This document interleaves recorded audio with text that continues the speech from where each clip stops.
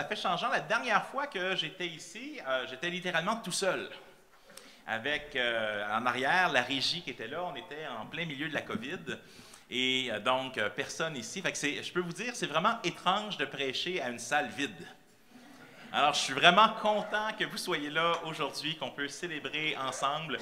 J'ai pas de doute que le Saint-Esprit nous connecte partout, là, même si on est chez nous. Et bonjour ceux qui nous écoutent à la maison. Mais ça fait du bien d'être ensemble, là, qu'il est bon pour des frères et des sœurs de demeurer ensemble, de partager ensemble. Merci. Je donnerai à la fin, Noël m'a demandé de donner un peu de nouvelles de notre ministère. On est missionnaires, on est soutenus par vous depuis plusieurs années déjà. Un grand merci pour nous permettre, vous allez voir, on vous parle un peu de nos projets, qu'est-ce que le Seigneur nous a mis à cœur, puis qu'est-ce que j'en parlerai plus à la fin. Mais commençons en se tournant dans la parole de Dieu. Tu peux mettre la prochaine, il y a seulement une image pour la prédication. Tu peux mettre l'image. On va tourner avec moi si vous avez vos Bibles, en Actes chapitre 8, à partir du verset 26. Le livre des Actes des Apôtres, chapitre 8, à partir du verset 26.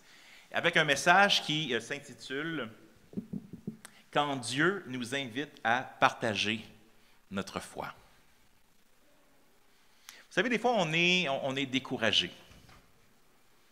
Des fois, on se regarde en tant qu'église locale ou autre, et on se dit « Ah, Seigneur, la gloire du temple n'était pas la même que celle d'autrefois. » Ou on se rappelle le temps quand on s'est converti.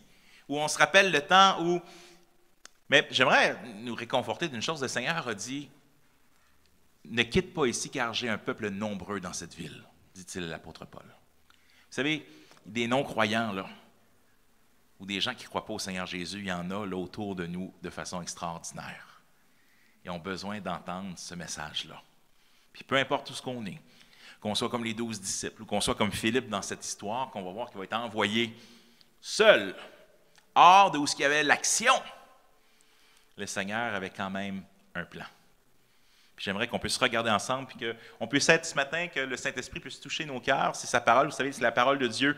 Elle est écrite, elle est inspirée. Un des rôles du Saint-Esprit est de venir cogner à la porte de notre cœur, puis dire « Hey, il y a telle chose, il y a telle chose, il y a telle chose. » Qu'on puisse être ouvert à ce que Dieu nous dit dans sa parole et comment est-ce qu'on peut appliquer ça dans chacune de nos vies. On est tous dans des contextes différents, mais un seul esprit, une seule parole.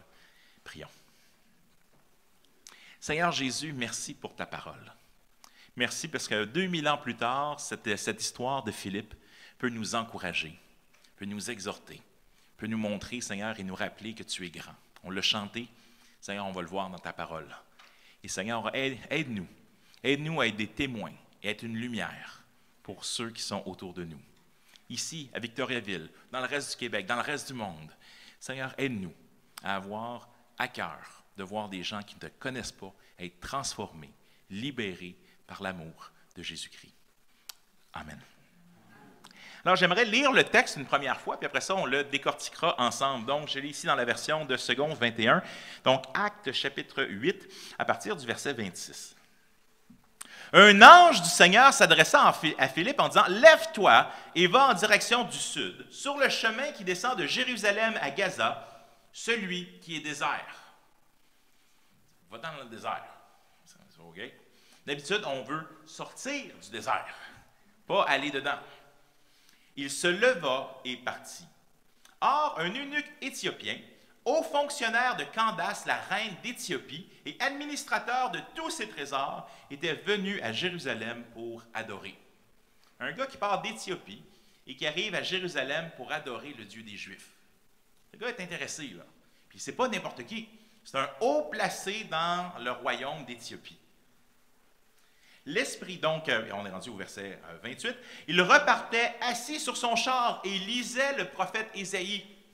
Nous, on prend pour acquis, c'est facile, ben oui, j'ai une Bible. Mais à l'époque, les rouleaux sont traduits à la main, il faut que tu trouves quelqu'un pour le transcrire. Et donc, il s'est probablement acheté. Lui, comme moi, j'aime acheter des livres, mais lui est arrivé à Jérusalem City, puis il a trouvé une place où il pouvait acheter des manuscrits, puis il est reparti avec le manuscrit d'Ésaïe.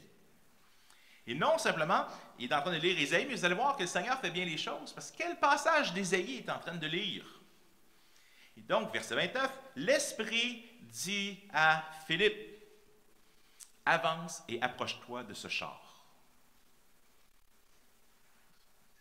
On s'attend à une grosse révélation de l'esprit, mais approche-toi du char. Une fois, le Seigneur nous met des choses à cœur. Hey, appelle donc un tel pour l'encourager. Le Seigneur, c'est des petites choses qui nous... Des fois, c'est la pizza qu'on a mangé le soir d'avant, mais des fois, c'est le Seigneur qui, hey, soit un encouragement, avance-toi et approche-toi de ce char. Philippe accourut et entendit l'Éthiopien lire le prophète Ésaïe. Il lui dit, il pose la question, « Comprends-tu ce que tu lis? » Il lit à haute voix, « Comprends-tu ce que tu lis? » L'homme répondit, « Comment le pourrais-je si personne ne me l'explique? » Il invite Philippe à monter et s'asseoir avec lui. Le passage de l'Écriture qu'il lisait était celui-ci. Il a été conduit, donc on a une citation d'Ésaïe, il a été conduit comme une brebis à l'abattoir, et pareil à un agneau muet devant celui qui le tond, il n'ouvre pas la bouche. Dans son humiliation, la justice lui a été refusée, et sa génération, qui en parlera? En effet, sa vie a été supprimée de la terre. Et le gars, il lit un passage, puis il ne connaît pas trop de choses sur Dieu d'Israël. Il ouvre son livre à peu près aux 2/3 du livre d'Ésaïe, puis il tombe sur Ésaïe 53. L'eunuque dit à Philippe, « Je t'en prie, à propos de qui le prophète dit-il cela? Est-ce à propos de lui-même ou de quelqu'un d'autre? » Alors Philippe prit la parole et partant de ce texte de l'Écriture, il lui annonça la bonne nouvelle de Jésus. Comme ils continuaient leur chemin, ils arrivèrent à un point d'eau. L'eunuque dit, « Voici de l'eau, qu'est-ce qui empêche que je sois baptisé? » Faisant sa présentation de l'Évangile, il dit, « Si tu crois, prochaine étape, comme dans Actes chapitre 2, ben, identifie-toi à la mort et la résurrection de Jésus. » Fait que lui, l'eunuque, « Hey, il y a de l'eau! » Je ne sais pas exactement c'était quoi la couleur de l'eau qui était là, mais il y a de l'eau. Qu'est-ce qui empêche que je sois baptisé? Philippe lui dit, « Si tu crois de tout ton cœur, cela est possible. » L'eunuque répondit, « Je crois que Jésus-Christ est le Fils de Dieu. » Il fit arrêter le char. Philippe et l'eunuque descendirent tous les deux dans l'eau et Philippe baptisa l'eunuque. Quand ils furent sortis de l'eau, l'Esprit du Seigneur enleva Philippe. Scotty, beam me up. L'Esprit du Seigneur enleva Philippe et l'eunuque ne le vit plus. Il poursuivit sa route tout joyeux. Philippe se retourna dans Azote puis alla jusqu'à Césarée en évangélisant toutes les villes par lesquelles il passait. On peut deviner, c'est quoi un des ministères de Philippe? C'est un évangéliste. Il peut pas, il parle, tant qu'à être là. Il se promène puis il parle de Jésus. Vous avez-vous déjà posé la question, pourquoi Dieu a envoyé Philippe et il l'a fait partir comme ça? Parce qu'il l'a fait marcher pour y aller. Pourquoi il l'a fait repartir? Mais je pense qu'une des raisons, c'est que c'était une preuve pour l'eunuque éthiopien qu'il venait de se passer vraiment quelque chose de mystique, de mystérieux. Puis il revient, et l'histoire nous dit, il y a un témoignage chrétien en Éthiopie par la suite, et possiblement que cette personne-là, justement, a commencé à parler de Jésus autour de lui. Quand on retourne dans notre passage, verset 26, un ange du Seigneur s'adressa en Philippe en lui disant, « Lève-toi, va en direction du sud, sur le chemin qui descend de Jérusalem à Gaza, celui qui est désert. » Le Seigneur avait cédulé un rendez-vous dans l'agenda de Philippe. Il n'y a pas de Google Calendar, il n'y a pas d'agenda électronique, mais il y avait un rendez-vous divin pour lui. Un rendez-vous divin, c'est quand Dieu met quelqu'un sur notre route. Le problème, c'est que pour avoir un rendez-vous avec quelqu'un, il faut être minimum combien de personnes? 2. Mais des fois, le Seigneur nous envoie des rendez-vous, puis on n'est pas là. Donc, un des rôles qu'on a, des fois, quand le Seigneur nous envoie, puis d'être prêt de recevoir des rendez-vous divins, c'est « Seigneur, je suis là. Envoie-moi, je suis prêt. » Mais de prier, Seigneur, est-ce que tu as des rendez-vous divins pour moi? Et là, ce qui est intéressant, c'est que Philippe, il est dans un coin hot. Il est à Jérusalem, là. Et Jérusalem, dans le début du livre des Actes, là, c'est la place que tu veux être. Écoute, ils sont rendus avec une église de plusieurs milliers de personnes. Les choses bougent. Les apôtres sont majoritairement là, encore à ce moment-là. Puis là, il dit, va-t'en dans le désert. Des fois, ça ne fait pas de sens. Je ne comprends pas, Seigneur, qu'est-ce que tu fais? Pourquoi tu ne prends Philippe, qui est un évangéliste, qui parle bien, puis tu l'envoies? Mais justement, parce qu'il l'envoie qu'un message. Ça nous enseigne que Jésus ou Dieu, parfois, va nous amener à faire des détours pour parler aux gens. Avance, Va proche du char. Parle. Des fois, on se dit, ça m'est arrivé, puis ça m'est peut-être arrivé, hein, vous êtes au travail, vous êtes ailleurs, puis est-ce que je saisis cette occasion de parler de Jésus? C'est comme quand tu joues au tennis, puis c'est le fun, la saison s'en vient. Quand tu vois une balle, puis là, tu vois ton adversaire qui est là, puis c'est le moment où tu peux faire un smash. Puis tu vas l'avoir ton point. Et là, il y a ce moment d'hésitation. Et là, le moment passe. Puis là, c'est plus le temps, tu peux taper dans l'air, c'est pas grave, la balle est par terre, c'est plus le moment. Mais des fois, c'est d'être capable de demander, Seigneur, aide-moi à identifier ces moments-là où la balle est à la bonne place. Puis que je puisse donner un coup. Parfois, c'est un service. Puis on part le jeu, puis on dit des choses pour mettre les bases. Mais parfois, c'est le bon moment. C'est le bon moment de parler. Puis il faut dire, Seigneur, s'ils viennent vers moi. Tu sais, on met des genres de toison, là, comme. Mais la toison, ce n'est pas une marque de foi dans la Bible. C'est une marque de ne pas vouloir faire ce que Dieu veut. Seigneur, si tu fais telle chose, puis là, ah non, Seigneur dit, please, puis on fait le contraire. Quand on prie, on demande à Dieu, ou demandons à Dieu de nous révéler, de nous ouvrir les yeux, à qui il veut qu'on parle dans cette journée-là. En Colossiens, chapitre 4, c'est dit ceci, « Persévérez dans la prière, veillez-y dans une attitude de reconnaissance, priez en même temps pour nous, que Dieu nous ouvre une porte pour la parole afin que je puisse annoncer le mystère de Christ, à cause duquel je suis emprisonné, et que je le fasse connaître de la façon dont je dois en parler. » En Philippiens, un peu plus tôt, l'apôtre Paul va dire « Personne n'ignore », ou il est en plus ou moins un genre de maison d'arrêt, « Personne n'ignore autour de moi que c'est à cause de Jésus que je suis ici. » Puis là, on vit dans une société qui est de plus en plus, les chrétiens sont de plus en plus persécutés. Dans l'Ouest canadien, j'ai un ami qui est directeur de camp, puis les camps étaient souvent loués par des écoles, hein, dans les journées vers la fin de l'année pour des olympiades, des choses comme ça. Et comme c'est un camp chrétien, maintenant, ils n'ont plus le droit de le louer.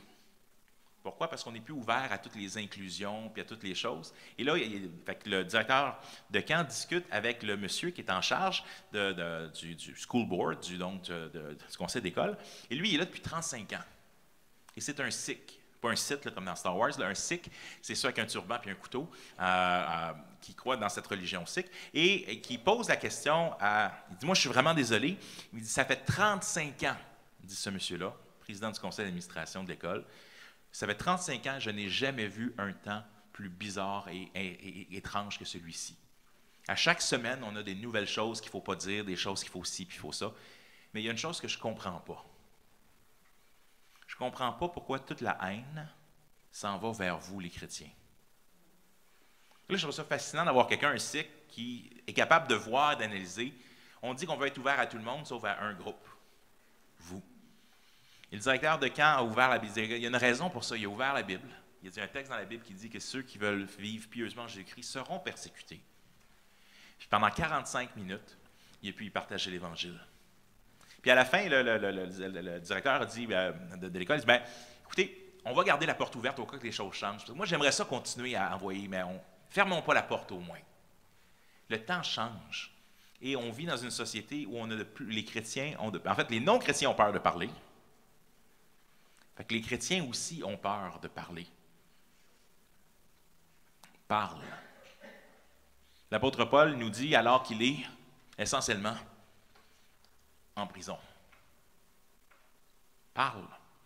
Et prie que le Seigneur nous donne des occasions d'annoncer sa parole.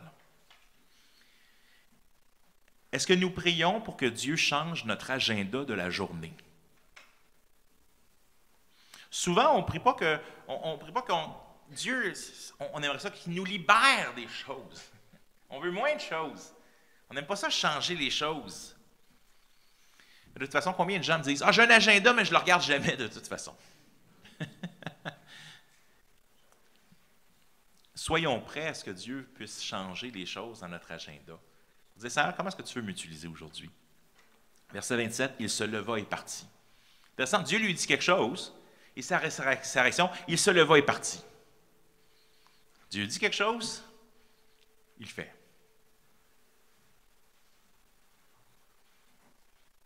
Quand Dieu nous sédule un rendez-vous divin, la deuxième partie, c'est d'y aller. d'être là. Il se leva et partit. C'est la discipline de la vie chrétienne. Un disciple, Jésus va dire, « Pourquoi m'appelez-vous maître? » Master. Pourquoi m'appelez-vous maître, maître, et ne faites-vous pas ce que je vous demande? C'est un peu étrange. C'est un peu comme si tu es un chef dans une cuisine. Oui, chef, oui, chef. Peux-tu couper les concombres? Oui, chef. Peux-tu piler les patates? Oui, chef. Puis tu ne fais rien. Pourquoi tu m'appelles chef, chef, chef, si tu ne fais rien de ce que je te demande? Le texte continue. Un eunuque éthiopien, un haut fonctionnaire de Candace, la reine d'Éthiopie, un administrateur de tous ses trésors, est venu à Jérusalem pour adorer. Une des premières questions à se poser dans n'importe quelle conversation, c'est « Qui est-ce que j'ai devant moi? » Parce que tu ne parles pas de la même façon. Là, ici, on a quelqu'un qui cherche, qui est en train de... Littéralement, il est en train de chercher. Il dit « Lis Ésaïe », il dit « Explique-moi! » Il est prêt à... On va y expliquer. Il va partir d'Ésaïe 53. Mais la question est pertinente. La personne que j'ai devant moi, est-ce qu'elle est une catholique, un musulman, un athée? L'approche, les questions ne sont pas toujours les mêmes. Et des fois, les gens vont dire « Ah, mais on en avait une amie dernièrement, c'est une musulmane non pratiquante. » Mais ce n'est pas la même chose une musulmane non pratiquante qu'une musulmane pratiquante. De la même façon qu'un catholique de naissance, ça ne veut pas dire qu'il connaît quelque chose au catholicisme. Fait que des fois, il faut poser plus de questions. L'approche ne sera pas toujours le même. Jésus, il a toujours le même message. Mais l'approche et la façon qu'on va jaser aux gens va être différente. Hier, il y a quelqu'un qui est venu cogner à la porte. Ça faisait longtemps, depuis la COVID, je n'en avais pas vu de mes yeux vus. Des témoins de Jéhovah. Okay. Rentrez, on finissait de déjeuner. C'est fait, rentrez, venez vous asseoir. Il était venu une semaine avant, j'en avec mon épouse. Et la première chose que j'ai fait, je leur ai posé des questions. J'ai dit, dites-moi, ça fait combien de temps que vous êtes témoin de Jéhovah? Ça faisait plus de 40 ans qu'il était témoin de Jéhovah. Quand il venait de déménager il y a quelques années dans le coin, puis là, je me dis, comment ça se passe quand tu passes d'une salle de royaume à une autre salle de royaume? Puis en jasant un peu, je pose la question, as-tu des responsabilités? Puis là, il m'explique que c'est un ancien, un peu un équivalent des anciens dans nos églises. Puis, genre, c'est intéressant, quand tu pars d'une salle de royaume à une autre, est-ce que tu restes ancien? Fait que je pose des questions. J'ai appris des choses que je ne savais pas. Pourtant, je connais bien les témoins de Jéhovah, mais j'ai appris des choses. J'ai appris une chose que j'ai trouvé fascinante, c'est que les prédications, ils ont un choix de 150 prédications. Puis ils choisissent là-dedans, puis ils prêchent une des 150 prédications qu'ils ont. Ils ne sortent pas de l'extérieur de ça. Ils font ça, puis l'autre chose qu'ils font, c'est qu'il y a des textes qui leur viennent de la société Watchtower, puis ils les lisent. Ils n'ont pas le droit de le lire autre chose, d'ailleurs, au point de vue religieux ou autre. Fait que j'ai posé des questions. Ça a bâti un rapport, j'ai posé des questions sur leurs enfants et tout ça. Pourquoi? Parce que je voulais vraiment m'intéresser à eux. Aimons notre prochain. Peu importe qui il est. Mais c'est bien, bien, bien difficile et c'est un principe, c'est pas un principe qui nous vient, je pense qu'on peut le tirer, mais c'est pas un principe qui vient directement de la Bible. Comprendre avant d'être compris. Ça va vraiment, ça fait un long bout de chemin dans une conversation. Et à un moment donné, il me dit ceci, il dit, avant de venir me raconter, il a passé du catholicisme au témoin de Jéhovah, il dit, mais j'ai pris 6 mois, à un moment donné, pour examiner les témoins de Jéhovah au maximum, pour voir s'il y avait quelque chose qui ne marchait pas. Puis quand j'ai vu que tout allait bien, mais je suis devenu témoin de Jéhovah. Mais à un moment donné, la balle est arrivée à la bonne place. Puis, tu sais, j'enseigne au séminaire biblique et tout ça, puis j'enseigne la Bible, puis il y a beaucoup de versions de la Bible, puis beaucoup des versions de la Bible sont les bonnes versions de la Bible, mais malheureusement, je dois dire aux étudiants qu'il y en a une qui est malhonnête. C'est la vôtre. Mais si tu me permettrais, j'aimerais ça te montrer 2 versets.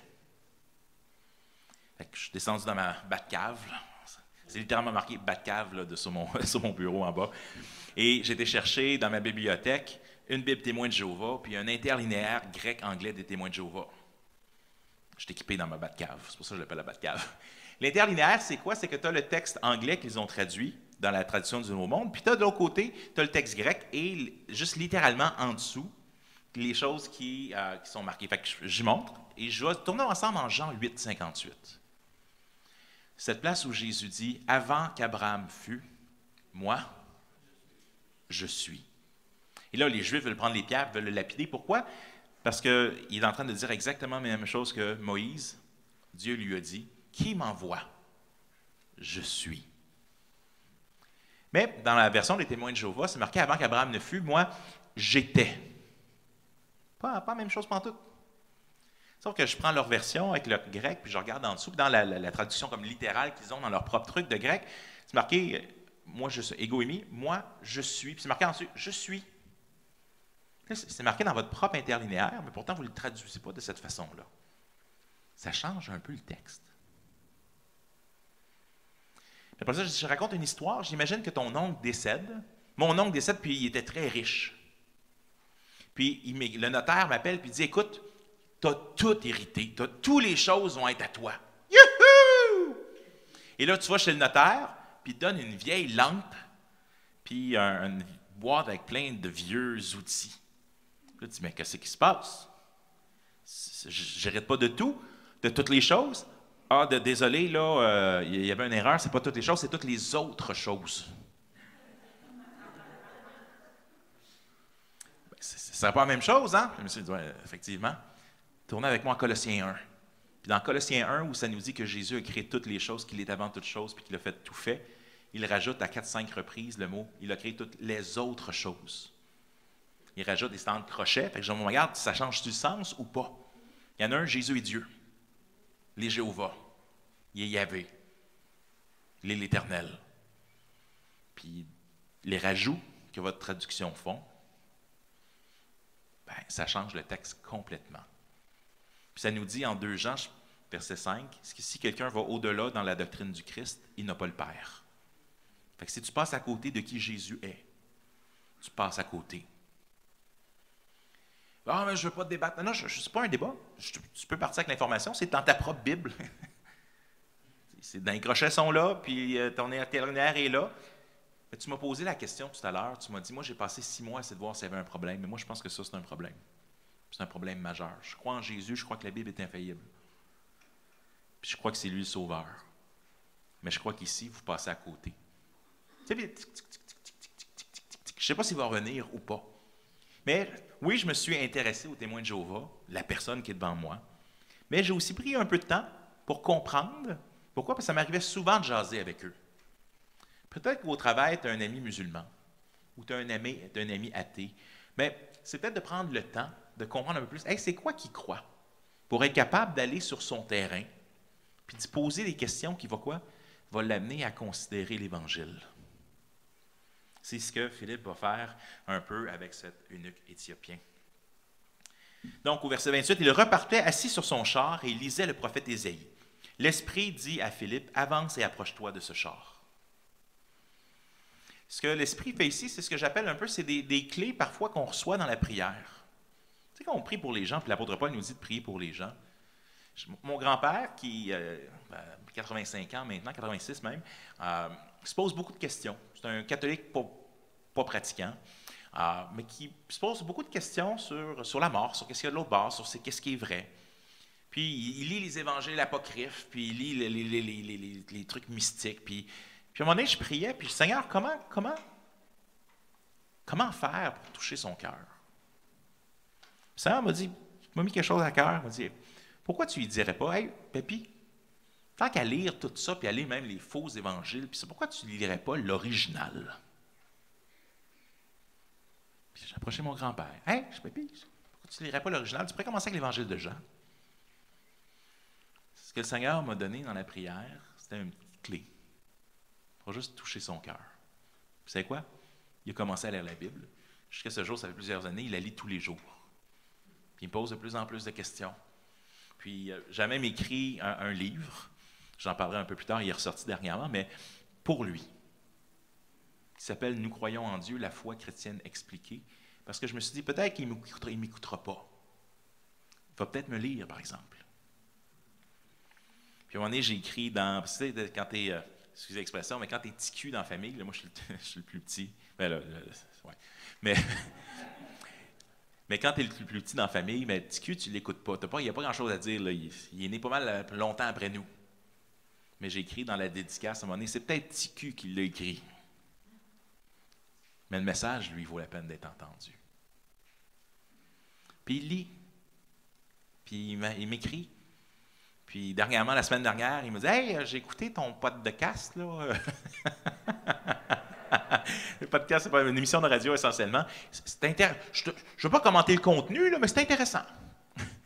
C'est comme si mais des fois, le Seigneur nous donne. Fait que des fois, quand des relations, quand on prie pour les gens, priez le Seigneur de vous aider. Un, intéressez-vous à ce qu'il croit ou qu'est-ce qu'il pense, pour comment est-ce que j'apporte l'Évangile. Mais deux, Seigneur, donne-moi une idée. Avance proche de ce char, c'est le temps. Des fois, c'est des choses, c'est le temps. Ah, mais là, je ne suis pas sûr. Le pire qui va arriver, là, c'est quoi? De quoi on a si peur?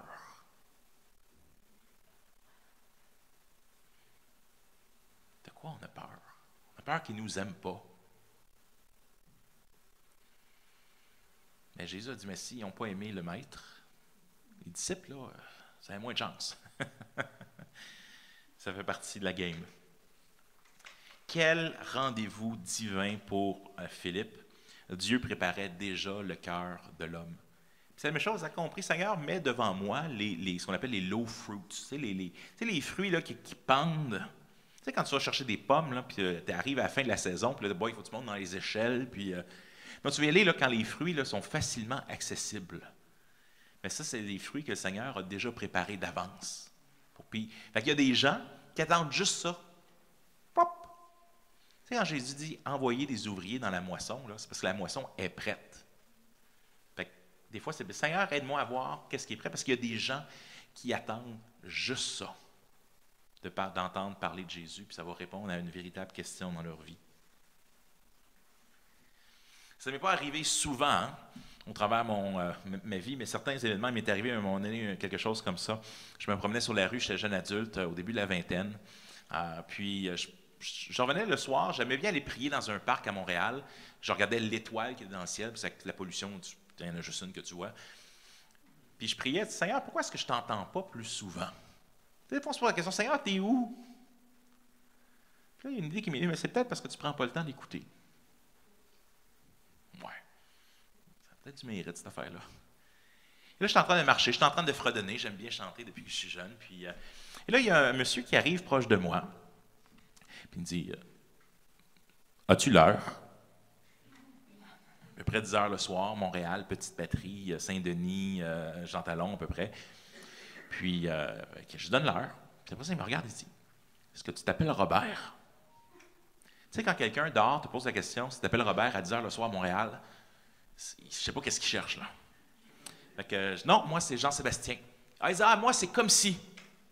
Comme quoi? Il dit, comme si. Ben, je dis, bonjour, comme si. Mais le gars, il continue à marcher avec moi. Puis il me dit, moi, je travaille là au nettoyeur. Il y a un petit nettoyeur qui ça partit la musique dans ma tête. Hein. Le parrain, là, écoute, le petit Italie, il travaille au nettoyeur, il se promène sur la rue pour chercher quelqu'un. Fait que je dis, ça va bien aller. Non, mais, et là, je dis, mais moi, j'ai étudié en théologie. C'est quoi la théologie? On apprend sur qui Dieu est. Ouais, c'est intéressant, ça. Et là, on arrive bientôt à mon coin de rue où je m'en vais, puis j'ai tellement hâte d'y arriver. Des fois, ça vous arrive jamais à vous d'avoir le cœur dur. Hein? Puis tu te dis, non, le Seigneur veut qu'il veut un rendez-vous. Non, moi, je ne veux pas y aller à ce rendez-vous-là. Et là, j'arrive sur le coin de la rue. Puis le Seigneur me met à cœur, il dit, demande-lui, selon lui, c'est quoi le message de la bonne nouvelle? Et là, Seigneur, ça me tente vraiment pas, là. Mais vraiment comme, vas-y! Je le regarde, c'est comme si tu avais à dire dans tes propres mots, c'est quoi le message de la bonne nouvelle de Jésus? Qu'est-ce que tu me dirais? Puis là, il me regarde et il dit, hey, ça, c'est une question profonde. Mais pas ce soir. Yes! Peut-être pas le cœur dur pantoute, hein? Mais là, le Seigneur me met une autre chose à cœur, il me dit, demande-lui donc alors comment tu peux prier pour lui. Comme si, s'il y avait une chose pour laquelle je pouvais prier pour toi, ça serait quoi? Il dit, prie pour que j'ai la paix dans mon cœur. Tu me permets-tu de prier maintenant pour toi? Maintenant?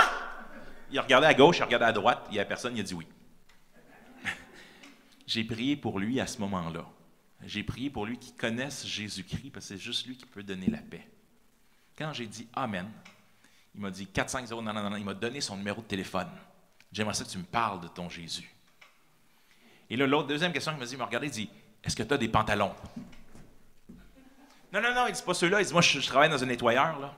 Je veux te fixer, t'arranger, te nettoyer tous tes pantalons.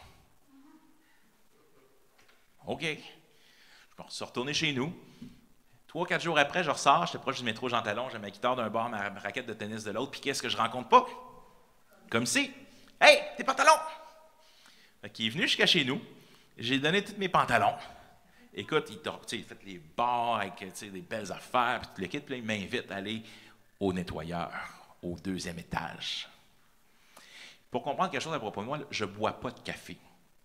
Je déteste le goût. Je bois la crème glacée au café, le gâteau au café. Je ne suis pas capable. L'odeur. Pourtant, j'habitais à côté du marché Jean Talon. Tu sens le café tout le temps. Mais j'aime pas le café. Et là, j'arrive. Puis c'était pas une petite affaire, là. Il m'avait préparé, là, un de ces cafés, là. J'ai prié intérieurement. Seigneur, si c'est possible que cette coupe s'éloigne de moi. Mais pas ma volonté, mais la sienne. Et là, Jésus avait dit, j'ai soif sur la croix. Moi, j'ai dit, as-tu du sucre? Et là, j'en ai pris take one for the team. Là, j'en ai pris une pour l'équipe, un pour l'Évangile. Je suis sûr qu'il y a une partie de récompense en haut. J'ai bu ce café-là. Puis j'ai pu partager l'Évangile. Je ne sais pas où il est comme si aujourd'hui. Il n'a pas répondu positivement à l'Évangile à ce moment-là. Mais ça ne veut pas dire qu'il ne répondra pas ou qu'il n'a pas déjà même répondu puis que je ne le sais juste pas. Des fois, le Seigneur nous met des petites choses comme ça. Puis on dit, ah, mais est-ce que je devrais agir sur cette idée ou cette chose qu'on a sur notre cœur? Mais, tu sais, nous, en tant que baptistes, on n'aime pas ça. Don Carson disait, on n'aime pas ça. C'est hey, comme Dieu m'a dit, ou l'Esprit dit, avance près de ce char. On est comme, mais là, on ne voudrait pas faire quelque chose. On ne voudrait pas faire quelque chose qu'on n'est pas supposé faire. Mais Don Carson disait, mais dans le fond, chez les baptistes, on dit exactement la même chose, on utilise un autre vocabulaire. Le Seigneur m'a mis à cœur. Ça donne moins de pression. Je préfère cette appellation-là. Pourquoi? Parce que, effectivement, tu n'es pas sûr si c'est Dieu qui te dit ou pas. Mais ça se peut que le Seigneur t'a mis quelque chose à cœur, par exemple. Puis ça, c'est le Saint-Esprit. Charles Swindoll, un pasteur que j'aime beaucoup, disait la même chose. Le Seigneur nous parle. Il parle à nos cœurs. Est-ce qu'on écoute? Il va s'approcher de lui. Et ce qui est intéressant, c'est que quand il va y présenter l'Évangile, il va aussi y présenter comment répondre à cet Évangile. Tu fais que quand l'eunuque éthiopien va arriver, il va dire « Hey, il y a de l'eau! » Philippe, là, il a déjà commencé le processus de formation de disciples. On m'a dit, il est déjà passé, il a déjà expliqué le baptême, puis il a déjà expliqué, il est rendu plus loin.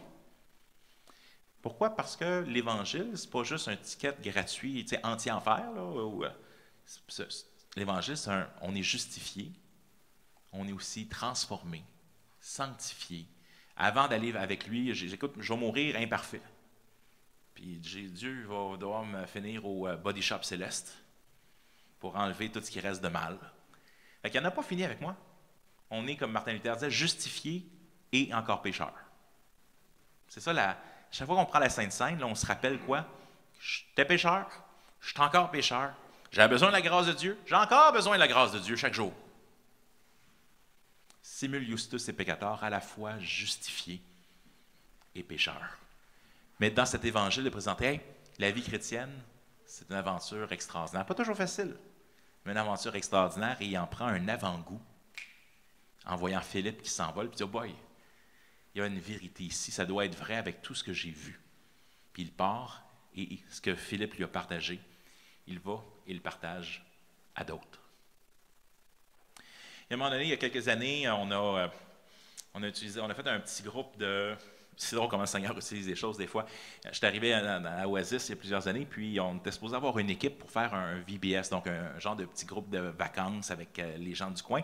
Et finalement, c'est tombé à l'eau, mais les Américains s'en venaient quand même. Puis là, on dit, mais qu'est-ce qu'on va faire? T'sais, on a une gang d'Américains qui sont là pour une semaine, puis on n'a plus rien à leur faire, puis ils ne parlent pas français. Alors on a décidé, mais pourquoi on ne leur ferait pas? Parce qu'on a sorti un pamphlet pour faire un groupe d'exploration de la foi. Une place où on va manger ensemble pendant 6 semaines, puis on va discuter, et il y avait mon livre « Nous croyons » à ce moment-là, dans sa première édition, puis on en discutait. Puis pour être là en tant que chrétien, il fallait que tu ailles inviter un ami. Fait qu'on avait, la moitié du groupe était chrétien, la moitié du groupe était non chrétien. Puis il y a un des gars qui était là, qui est venu, c'est vraiment drôle, à la fin des 6 semaines, il est venu me voir, dis-moi, j'ai-tu droit d'aller à l'église? Puis j'ai dit non. Non, non. J'ai dit oui. Puis il est arrivé, puis il connaissait déjà plusieurs personnes, mais son épouse, qui était musulmane semi-pratiquante, s'est convertie. Puis elle est devenue une évangéliste. Puis elle a commencé à évangéliser tout autour d'elle. Fait qu'on ne sait pas. Cette personne-là parle peut-être même plus de Jésus que qu'est-ce que j'ai l'occasion de parler de Jésus. Mais vous savez, ce qui est drôle, c'est que le monsieur, pourquoi est-ce qu'il est venu? Tu dis, des fois, le Seigneur travaille de vraiment d'étranges façons. Le gars avait reçu donc le nom de l'église, c'était l'église Oasis, avec l'idée qu'elle vient pour recevoir le repos que Dieu offre. Et lui n'avait pas vu son fils. Sa femme avait enlevé son fils quand il était plus jeune, puis il ne l'a pas vu depuis des années. Puis c'est un monsieur qui n'est pas croyant, se considère athée, mais qui prie quand même à dire, Dieu, si tu existes, cette semaine, je veux avoir la chance de parler à mon fils. Il reçoit notre pamphlet. Il réussit cette semaine-là à avoir un Skype pour la première fois depuis des années avec son fils. Il regarde le pamphlet. Il voit le nom, Église Oasis. Croyez-le, croyez-le pas. Le nom de son chien, c'était Oasis. J'ai dit, hey, ça doit être un signe. Dieu peut utiliser. Je ne verrai pas un grand signe. Mais Dieu utilise plein de détails, de petits clins d'œil pour dire, hey, je t'ai répondu à ta prière.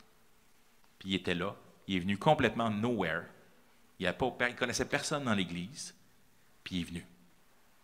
Pourquoi? Puis il a entendu, puis son cœur a été touché, puis il a avancé dans sa foi. Les gens autour de lui sont venus au Seigneur. Ça n'a pas été facile pour madame parce que d'annoncer à son père, qui était chrétienne maintenant, il y avait un coût à ça. Puis elle a hésité pendant longtemps, puis on dit, mais il ne faut pas avoir honte de ce que Jésus fait pour nous. Puis elle a finalement dit à son père qu'il l'a renié. Puis il a dit, t'es plus ma fille. On ne se rend pas compte en tant que Québécois, on pense qu'on est persécuté, on pense qu'on est comme... Bien, il y a des gens qui payent un coût bien plus grand que nous quand on vient au Seigneur, puis on ne réalise pas. Puis on oublie. Je vous dirais, une des raisons pour laquelle on ne partage pas l'Évangile, c'est qu'à quelque part, on n'est plus vraiment convaincu que l'Évangile peut faire une différence dans la grâce, dans la vie des gens. Ça fait trop longtemps qu'on n'a pas mis de DW40 spirituel dans nos vies. On grince un peu. Mais rappelons-nous, puis demandons, Seigneur, hey, ce que tu as fait hier, tu peux encore le faire aujourd'hui. Puis peu importe notre âge. Moïse, il a commencé tard. Abraham, il a commencé tard. Fait que cette excuse qu'on a des fois, mais moi je suis trop vieux pour changer. Ben, c'est pas une excuse que Dieu accepte. Parce qu'il utilise les jeunes. Dans Jérémie, je suis trop jeune pour parler. Puis non, je suis trop vieux pour parler. Ça tombe bien, hein? Je te donne le Saint-Esprit. Puis sur qui? Vos jeunes filles et vos jeunes gens. Puis c'est quoi l'autre? Vos vieillards. Tout le monde a le Saint-Esprit. Pourquoi? Vous serez mes témoins. Peu importe ton âge, Dieu n'en a pas fini avec toi. Peu importe où ce que tu es, Dieu n'en a pas fini avec toi. Il te donne une bouche pour que tu puisses parler de la grâce de Dieu. On a la chance, Cathy et moi, de produire, et là, permettez, je vais transitionner un peu vers la présentation de ce qu'on en est dans le ministère, qu'est-ce qu'on fait de ce temps-ci. On a la chance de produire du matériel en français, particulièrement pour les enfants et les adolescents. Vous savez, 80% de nos jeunes, c'est 8 sur 10, quand ils arrivent au cégep ou à l'université, ils vont quitter la foi chrétienne ou l'Église. Vous l'avez peut-être vécu, vous avez peut-être la famille que ça a été le cas. Mais une des raisons, il y a multiples facteurs, mais une des raisons, c'est parfois qu'il n'y a pas de réponse à leurs questions. Ils ont l'impression qu'ils ont posé ces questions-là, qu'ils n'ont pas eu de fin pour recevoir, ou qu'il n'y avait juste pas de bonne réponse à leurs questions.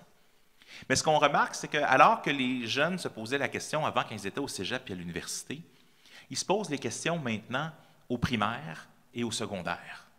Ils sont tellement exposés rapidement à ces questions-là, puis c'est des bonnes questions, qu'on a dit, c'est comment est-ce qu'on présente quelque chose à des préadolescents, des 8-12 ans, puis des 13-17 ans. Et ça, je vous dirais, c'est notre gros projet depuis les 2 dernières années. On est en studio dernièrement, un studio professionnel, parce qu'on voulait vraiment que, souvent en tant que chrétien, on fait de la qualité qui est là, parce qu'on n'a pas beaucoup de moyens. Mais, tu sais, quand tu passes à la TV et tu as un show la qualité n'est pas bonne, qu'est-ce que tu fais? Tu passes à l'autre. Fait que quand on présente à des non-chrétiens ou quand on présente à nos jeunes pour comprendre qu'est-ce que ça veut dire et de répondre à ces questions, est-ce que Jésus a déjà existé? Si Dieu existe, pourquoi le mal? Comment est-ce qu'on sait qu'on est la bonne religion? Oui, mais la vérité, ce n'est pas une raison pour se faire mal. Tu sais, dans une société de tolérance tout le temps. Comment même qu'on sait qu'il y a un Dieu qui existe? C'est ces genres de questions-là qu'on tente de répondre pour les jeunes. J'aimerais ça vous montrer une vidéo, ça dure 10 minutes. Ce n'est pas pour celui qu'on a fait pour les jeunes, c'est celui qu'on a fait, c'est la version adulte, qui va avec ce livre. Ça vient tout juste de sortir, Publication chrétienne a repris le livre, on en a fait une sortie. Et c'est le livre, je vous dirais que si mon cœur était là, c'est que j'aimerais ça que ce livre-là soit entre les mains de tous les non-chrétiens du Québec. Parce que c'est celui que j'ai écrit pour mon grand-père. Mais on a fait une série de vidéos avec. Et quand on parle... Oui, juste un instant, juste avant de le partir, mais merci. Nous croyons en Dieu. C'est le titre du livre, mais aussi, le titre d'une des plus vieilles confessions de foi. Peux-tu mettre sur pause un instant, s'il te plaît? Confession de foi, c'est quoi? C'est un résumé des croyances des chrétiens qui commence par « Nous croyons en Dieu, créateur du ciel et de la terre ». Une confession de foi, c'était à la fois positif et négatif. Positif parce qu'on souhaitait affirmer qu'est-ce qu'on croit en tant que chrétien. Nous croyons qu'il y a un Dieu créateur. Je vais revenir.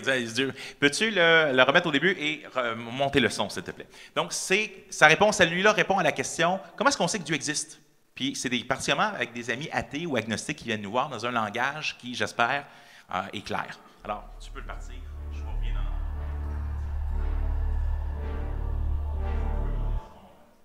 Nous croyons en Dieu. C'est le titre du livre, mais aussi le titre d'une des plus vieilles confessions de foi. Une confession de foi, c'est quoi? C'est un résumé des croyances des chrétiens qui commence par « Nous croyons en Dieu, créateur du ciel et de la terre ». Et une confession de foi, c'était à la fois positif et négatif. Positif parce qu'on souhaitait affirmer qu'est-ce qu'on croit en tant que chrétien. Nous croyons qu'il y a un Dieu créateur, qui a créé le ciel et la terre, que ce ne s'est pas fait par hasard. Et ça voulait dire aussi négativement que non, nous ne croyons pas que l'univers est éternel, comme le pensaient par exemple les penseurs grecs à l'époque du Nouveau Testament. Donc, nous croyons en Dieu, cette confession de foi pose quand même la question. Comment est-ce qu'on sait, c'est beau dire qu'on croit en Dieu, mais comment est-ce qu'on sait même que Dieu existe? Et ça nous mène en fait à une des plus grandes questions de l'histoire de la philosophie. Ça a été posé par le philosophe Leibniz, ça a été repris par Jean-Paul Sartre ou d'autres. La question est la suivante. Pourquoi y a-t-il quelque chose plutôt que rien? Mais pensons vraiment là, le rien de rien, comme on appelle en science, c'est-à-dire non seulement il n'y a rien, mais il y a une absence. En ce moment, même si on enlève tout ce qui est ici dans la pièce, il y a encore quelque chose, il y a de l'air, il y a plein de choses. Donc, mais imaginez l'absence complète de quelque chose. Mais la question, c'est comment ou pourquoi y a-t-il quelque chose alors qu'il devrait y avoir rien? Parce que si on n'avait rien, il y a 65 milliards d'années, on devrait encore aujourd'hui avoir rien. Un exemple de ça, c'est, imagine ton compte en banque. Si tu as 0 $ dans ton compte en banque cette année, combien vas-tu avoir dans une année si tu déposes rien? En fait, tu risques de perdre de l'argent, tu vas être dans le négatif, ils vont enlever des frais. Mais quand même, si d'habitude, si tu mets rien, eh bien, il n'y a rien qui va se rajouter. De la même manière, si tu as rien, mais ça ne produit rien. Comme le dit le principe en science, de rien, rien ne vient. Ça sonne toujours mieux en latin. Ex nihilo nihil fit. De rien, rien ne vient. Pourquoi y a-t-il quelque chose plutôt que rien devrait être considéré la plus grande question de l'histoire de l'humanité? Vous savez, la science est souvent concernée avec le comment. Comment y a-t-il eu un commencement? Comment la vie est-elle arrivée? Mais la question du pourquoi est un sujet qui est laissé à la philosophie, aux religions et aux réflexions qu'on peut avoir sur le monde, parce que d'où est-ce que l'on vient?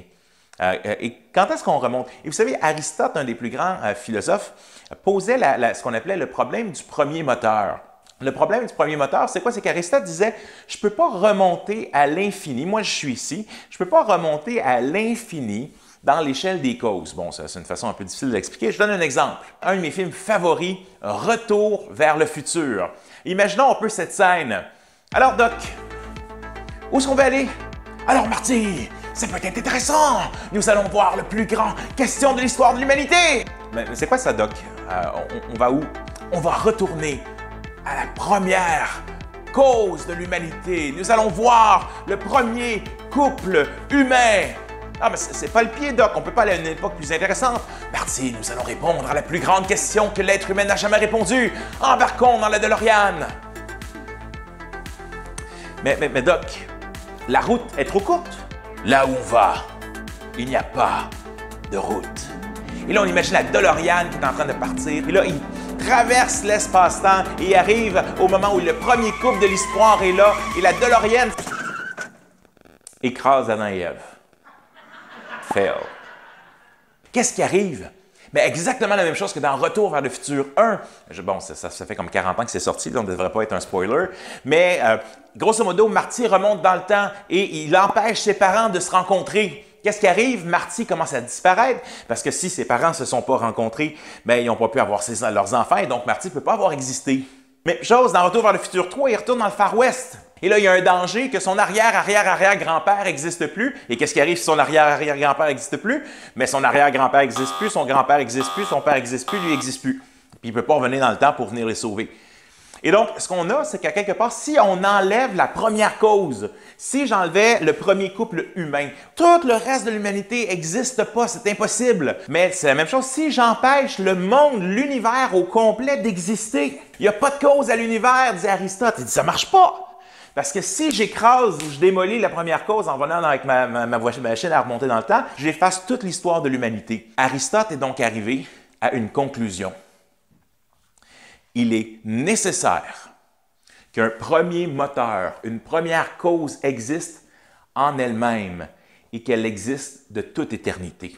En d'autres mots, il est impossible que de rien, que de complètement rien, à un moment donné, ça fasse pouf, quelque chose. Mais comment est-ce qu'on fait quelque chose? Pour avoir un big et un bang, il faut quand même que tu aies des choses pour faire le monde, des composés chimiques, tu as quelque chose.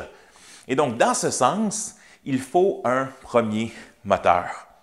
Et donc, l'hypothèse qu'on vient absolument de rien, mais ne tient pas la route logiquement. Les deux seules options que nous avons, et on les retrouve dans l'histoire de la philosophie, c'est qu'il existe un Dieu créateur. Et l'autre option, on va dire qu'il doit être plus rationnel que de croire qu'il y a un Dieu, mais l'autre option, c'est de croire qu'il y a un univers qui est éternel. Et ce qui est intéressant, c'est que de plus en plus de scientifiques aujourd'hui essaient de retomber dans cette nouvelle hypothèse, cette ancienne hypothèse de penser que l'univers a toujours existé ou qu'il vient en forme de cycle ou d'autres choses. Pourquoi? Parce qu'on arrive au problème que de rien, rien ne vient. Fait que là, on se trouve que nos deux options sont tous les deux irrationnelles. Ça veut dire que ça dépasse la raison humaine.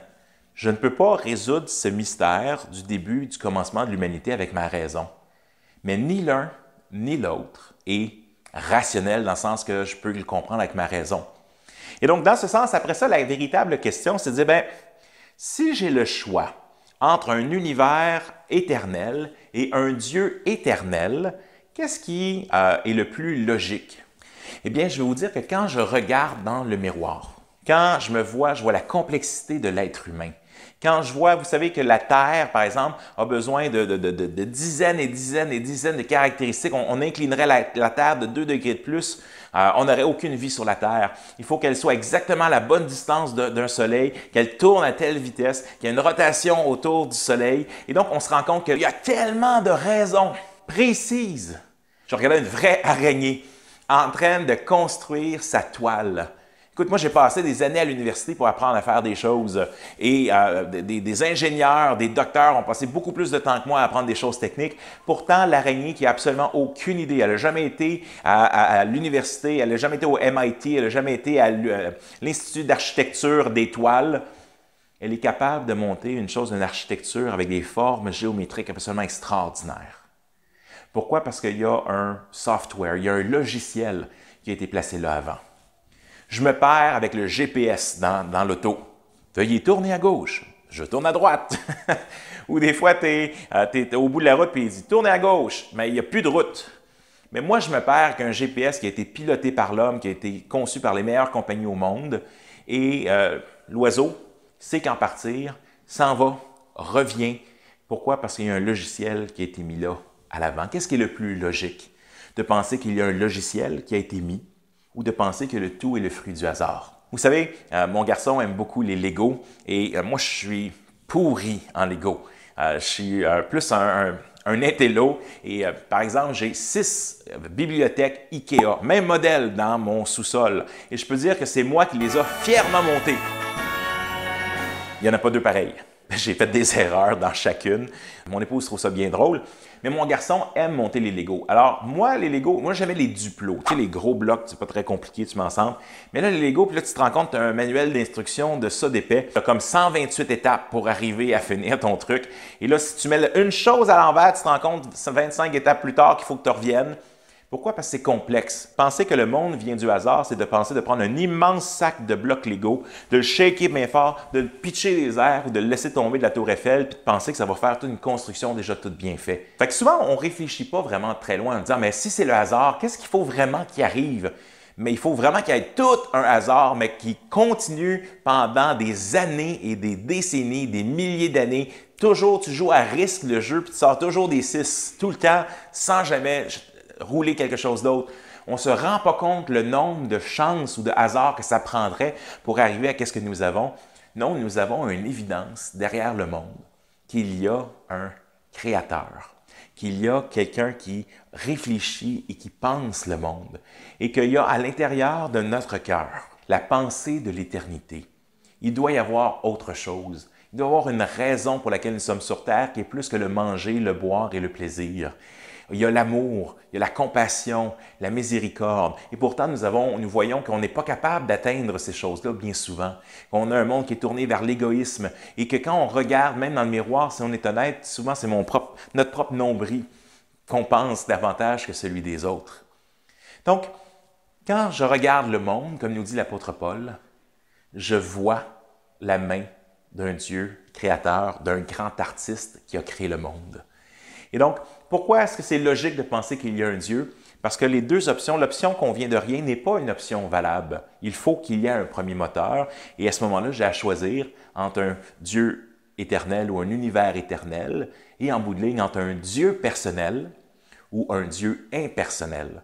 Mais tout pointe dans notre monde pour pointer vers un Dieu personnel, intelligent et un Dieu qui aime.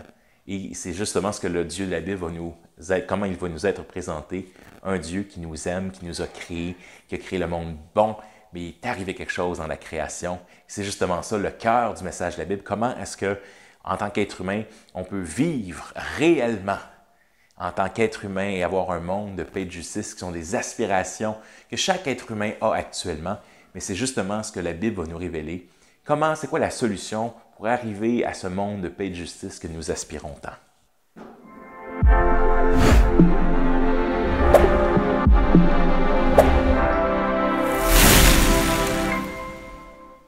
Merci.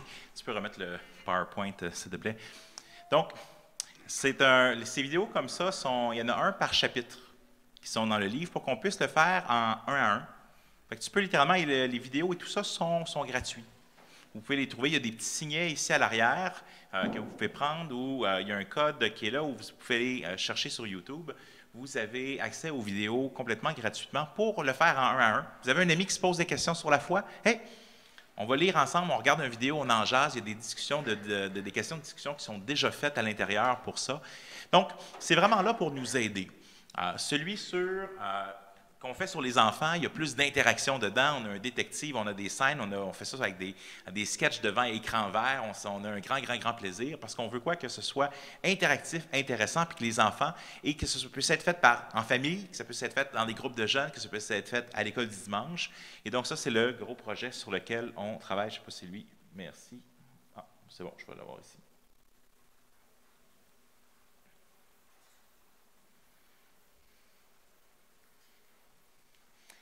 Fait que dans les ressources que l'on produit, vous avez de l'autre côté du signet, qui est en arrière, ce qui s'appelle « La foi vient de ce que l'on entend ». Donc, c'est un petit clin d'œil sur ce que Paul nous dit en Romains 10, mais qui est un podcast qu'on fait à chaque semaine pour donner des ressources aux églises en répondant des fois à des questions qui ne sont pas souvent traitées dans l'Église.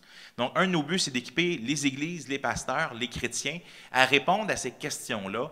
Par exemple, une des choses qu'on a faites, c'est par exemple sur le racisme systémique. Comment est-ce qu'on comprend toutes ces réflexions-là qui sont là aujourd'hui? On a fait un, par exemple, comment discuter avec mon ami, puis comment discuter avec mon ami bouddhiste, comment discuter avec mon ami témoin de Jéhovah, comment discuter avec mon ami musulman. On a des choses comme le chrétien et la consommation. Il y a un auditeur qui pose la question, mais c'est quoi la place de l'enfer aujourd'hui dans la prédication de l'Évangile? Parce que c'est dans la Bible, mais on n'en parle quasiment jamais. Fait comment on réconcilie ça avec le Dieu d'amour, avec un jugement? La Bible propose-t-elle des solutions à l'anxiété? C'est un de ceux qui a été le plus écoutés. On vit dans un monde où l'anxiété, qu'on soit petit ou grand, c'est une des plus grandes questions. Nos jeunes, il y a une étude qui est sortie dernièrement, que 45% des jeunes Québécois d'à peu près 15 à 25 ans souffrent des symptômes d'anxiété qui sont dits chroniques. Ça, c'est une anxiété qui incapacite, qui rend vraiment difficile la vie de tous les jours. Donc, la Bible a-t-elle une solution à l'anxiété? Une autre question, sommes-nous responsables du salut de nos enfants? C'est une bonne question. Ou même de nos petits-enfants. Puis de réfléchir ça, mais c'est quoi mon rôle à ce moment-là? Ou même mon rôle en tant que grand-parent, mais mes enfants ne suivent pas le Seigneur, mais moi je suis un grand-parent, qu'est-ce que je fais? Donc c'est un peu dans ces réflexions-là. Comment guérir du légalisme et de ses effets? Donc on a une centaine d'émissions qui sont là, qui sont accessibles en tout temps pour répondre à ces questions-là. Puis tu peux l'écouter dans ta douche, tu peux l'écouter en faisant ton gazon, tu peux l'écouter en faisant dans le trafic. Et donc c'est là pour être une ressource aux églises à chaque semaine. Donc, c'est disponible, vous pouvez le voir en arrière. Il y a aussi en arrière, on a l'inscription à notre lettre de nouvelles. Si vous voulez recevoir nos nouvelles, autant les lettres de nouvelles qu'on envoie, je les envoie souvent à Noël, puis les transferts, mais sinon, on a Samedi de grandir, donc un petit clin d'œil, donc où il y a une petite inspiration, un petit passage biblique, peut-être une lecture, une citation d'un livre que je lis dernièrement. Donc, quelque chose pour nous encourager à quoi? Bien, à être en mission, nous donner le goût de grandir, de la formation, d'être inspiré, puis de continuer d'être en mission, puis de partager l'Évangile avec d'autres. Donc, les vidéos, j'en ai parlé, et les pourquoi de la foi, c'est notre gros projet. J'aimerais ça vous lancer, je mets ça devant vous. D'habitude, je ne présente pas des projets particuliers. C'est le plus gros projet qu'on n'a jamais fait. Honnêtement, on a un budget de 140 000 entre 120 et 140 000 pour rouler ces émissions-là, qui sont d'une qualité supérieure même à ce que j'ai présenté là, pour vraiment que les enfants aient notre meilleur. On a 70 % de notre budget qui est déjà là, le Seigneur a vraiment pourvu. Il nous reste un 30 % du budget à couvrir et ça paye, c'est des gens, on a quelqu'un qui travaille à temps plein sur le montage vidéo, on a une directrice artistique, on a le montage des vidéos, on a l'équipe de studio, dans un studio professionnel. Donc, c'est vraiment un gros projet. Puis, on a besoin de l'aide des frères et des sœurs pour nous arriver et nous faire franchir la ligne de l'autre côté. Fait qu'il nous reste un 40 000 à lever, si le Seigneur vous met à cœur. Vous dites, hey, moi, je crois vraiment à ça. Je vous encourage à le considérer, mettre ça devant le Seigneur. Vous savez, le Seigneur a mis des œuvres préparées d'avance, puis je ne suis pas inquiet. Puis si ce n'est pas pour vous, bien, regarde, c'est pas grave. Le Seigneur va pourvoir.